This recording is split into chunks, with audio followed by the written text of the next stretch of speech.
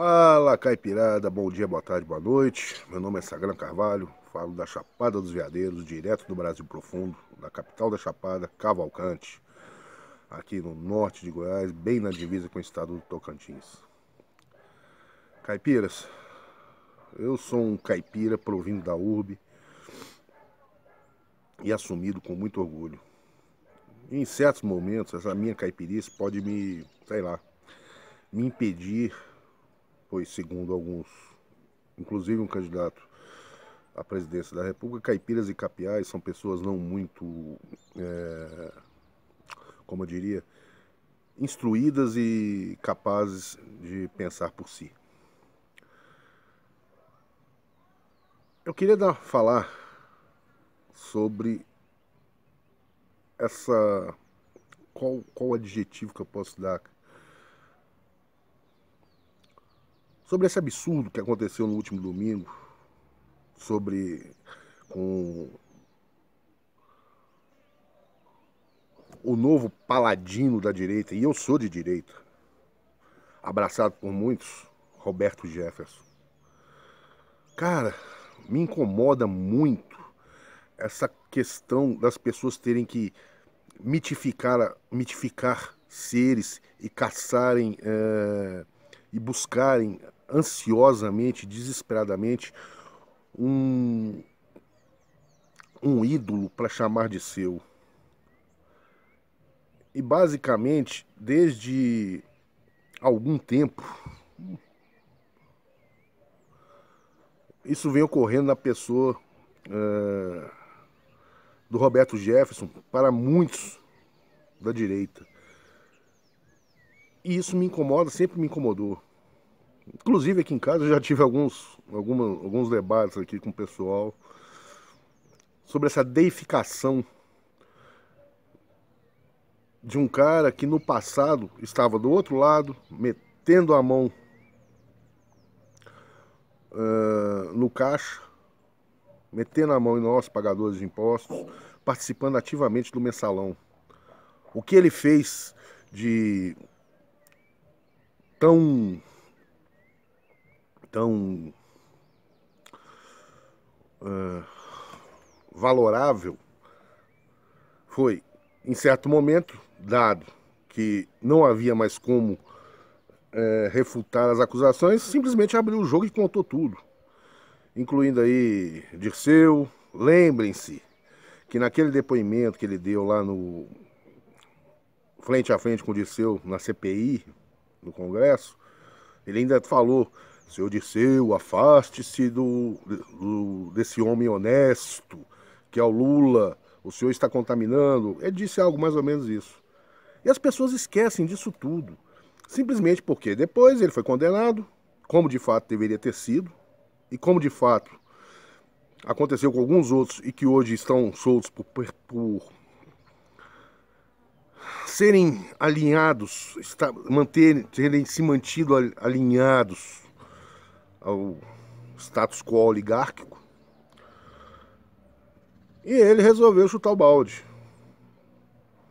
Aí nisso, de repente, ele virou um ultraconservador de direita, apesar de ser líder do Partido Trabalhista Brasileiro, mas ele virou um ultraconservador de direita, religioso da fé católica ortodoxa,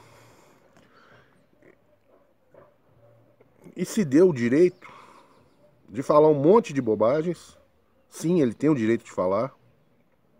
Nisso eu não vou abrir mão nunca. Eu acho que a liberdade de expressão tem que ser plena e absoluta. As pessoas arcam com as consequências daquilo que elas falam. Para isso existe a lei, injúria, calúnia, difamação. Mas fora disso, qualquer outra perseguição à liberdade de expressão é injustificada. E ele deu a falar isso. E muitos na direita começaram a vê-lo como o grande aliado do Bolsonaro, o grande aliado da direita, um grande defensor das liberdades. Que liberdade, Panguá? 2015, 2016, sei lá, a época do mensalão 2008. Ele tava do lado de lá metendo a mão no seu bolso.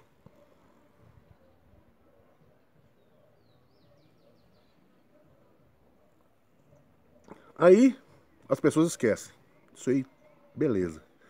Aí chega, acontece tudo que aconteceu, que sabia todo mundo. Ele foi perseguido, sim, foi. Foi preso por aquilo lá. Cumpriu pena, beleza. Tudo dentro da. Aí de repente, ele começa a falar e ser perseguido pela, pela oligarquia brasileira, o que eu acho errado. É sim, há sim uma desavença grande entre ele, principalmente Alexandre de Moraes, onde o Xandão usa das suas prerrogativas para sim perseguir o Roberto Jefferson, sim agir de maneira ilegal contra ele, mas isso não dá o direito dele fazer o que ele fez nesse último fim de semana. Essa pataquada ridícula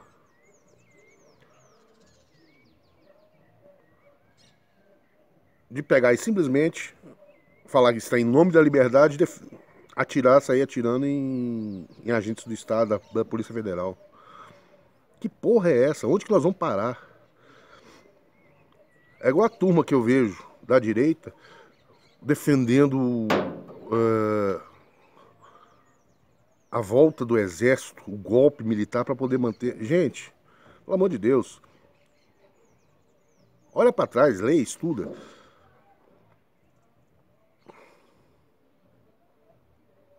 Grande parte dos golpes militares que vieram desde a República desse país só deram merda. E as pessoas esquecem. As pessoas lembram que nos anos 80, esquecem, aliás, que nos anos 80, finalzinho dos anos 80, final do governo Figueiredo, todos, basicamente, eram contra a ditadura e queriam a volta do poder civil.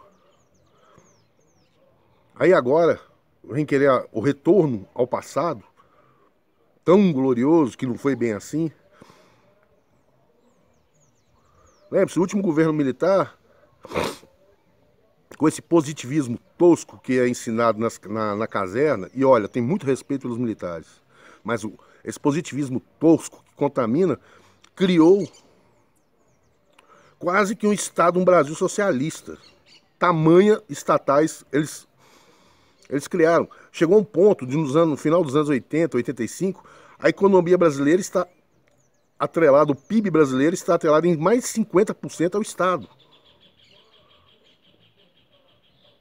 Porra, que merda de direitista é esse liberal que defende o retorno num regime desse? Mas, voltando ao assunto Roberto Jefferson. Gente, não dá para aceitar o que foi feito. Ele tem que pagar. Sim, o Alexandre errou, não devia, ele falou o que tinha que falar. A liberdade de expressão, mas não é assim. Não é simplesmente sacando uma arma, atirando na polícia, jogando granada, que as coisas vão se resolver. Ou estão querendo realmente criar uma guerra civil aqui no Brasil. Ou estão querendo dar um motivo para um golpe, como aconteceu em 54 lá, quando o Getúlio, ou algum louco lá, amando ou não de Getúlio, até hoje ninguém sabe, atirou no... tentou matar o Carlos Lacerda e matou o major da aeronáutica.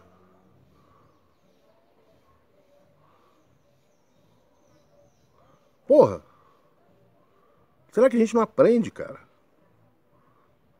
Será que o nosso passado, nós temos essa dificuldade tão grande de aprender com o nosso passado, com os erros do passado? Não, eu devo ser, eu sou caipira mesmo, eu devo ser muito idiota e estar lendo livros errados, estudando, fazendo um curso de história errado, fazendo tudo errado, porque eu não consigo entender, entendeu? Aí nós temos, no final, ainda para terminar essa cena dantesca, o padre Kelmo, sei lá como é o nome, indo lá recolher a arma do Roberto Jefferson, a granada, e entregá-la para a polícia. Porra, gente, tá difícil entender que essa merda toda foi uma encenação idiota e que poderia ter matado alguém?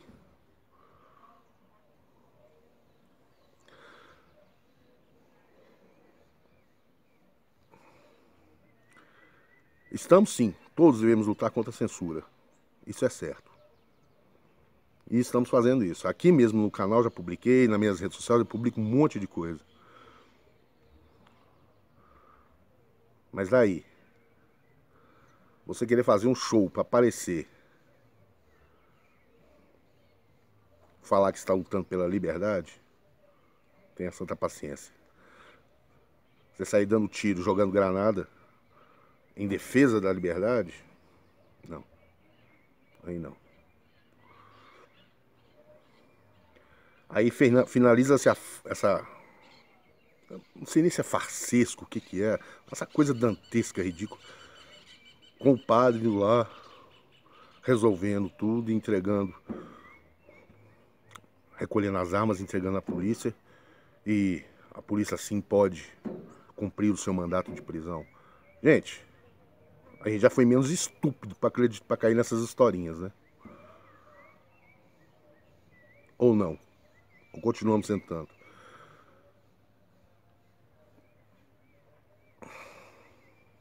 Sei que vai ter uma galera aí que vai me chamar de esquerdista, tudo. Foda-se, eu não sou, eu sei que eu não sou.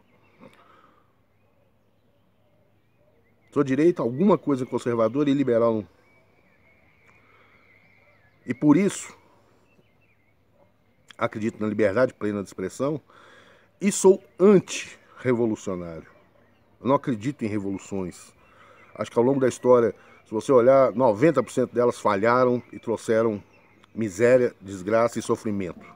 Tivemos algumas exceções à regra que fizeram o mundo andar. Tipo Revolução Industrial, a Revolução Americana e a Revolução Gloriosa, que eu me lembro de cabeça que foram essas três. O resto, se juntar, você pode jogar na lata de lixo da história como aprendizado apenas, porque o resto só trouxe desgraça. E aí tem gente querendo isso pro Brasil, mais uma vez. Desculpa, concordo com isso não. Acho isso um absurdo, entendeu? Ah, que temos que lutar contra o comunismo? Sim. Contra o socialismo? Sim. Mas existem maneiras e maneiras de fazer isso. E ainda que estejamos hoje vendo todo o sistema lutando para eleger alguém alinhado ao status quo oligárquico, ainda assim, olha o quanto esse país mudou. No primeiro turno, que era para eles terem ganho, no segundo pesquisas de lavada, fomos ali, ó, brigando. E temos muita chance de levar a eleição. Mas olha só para os últimos 4 anos do governo. Quantas dificuldades nós passamos. E não acha que se nós ganharmos de novo, vão ser mais 4 anos de muitas dificuldades. Mas é assim, é reformando, indo gradualmente mudando as coisas. Não fazendo tábula rasa, jogando tudo fora e recomeçando do zero. Nisso aí eu não acredito não. E isso aí é a história do Brasil, principalmente do Brasil republicano. Desde 1889, sei lá, você olhar aí a média, a cada 30 anos nós temos uma situação que gera um golpe, joga-se tudo que foi feito fora e começa tudo de novo. E olha onde esse país está. Onde ele poderia estar e olha onde ele está. Eu acho que nós temos que aprender, olhar para a história, olhar para o passado e aprender a dar os passos. Pega o Brasil de hoje, compara ele com os anos 80.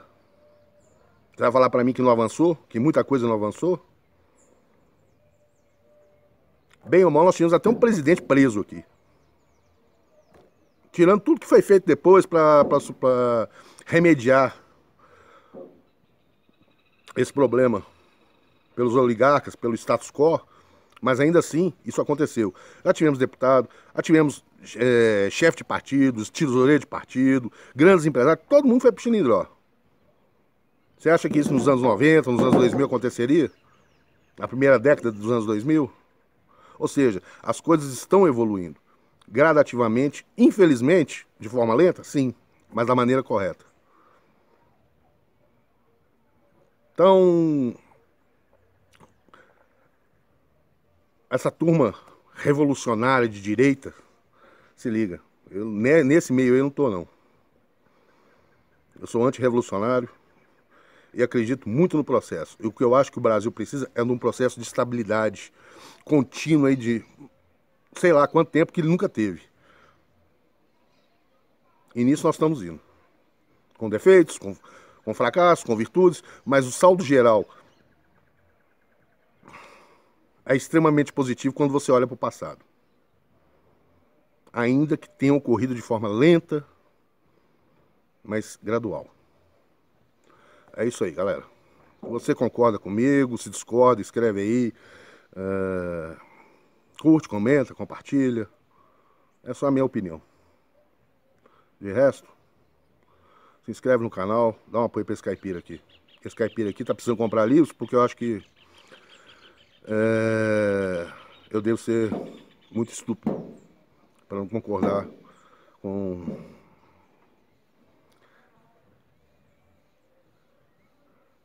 revoluções, reacionarismo e contragolpes. Golpes e contragolpes, porque depende do lado que você usar, vai ter sempre um defendendo o seu ponto de vista. Não, eu não. Eu acho que a gente precisa de estabilidade, fortalecimento institucional das instituições e reformas. Sim, reformas. Elas são demoradas, elas são negociadas, nós não temos os melhores congressistas, mas tudo isso, volto a repetir, vem evoluindo de maneira gradativa. Olha para o passado, faça as comparações. Chega de ficar repetindo erros, de ficar se agarrando a um ciclo vicioso que só trouxe atraso para esse país. Beleza? Fui. Abraço.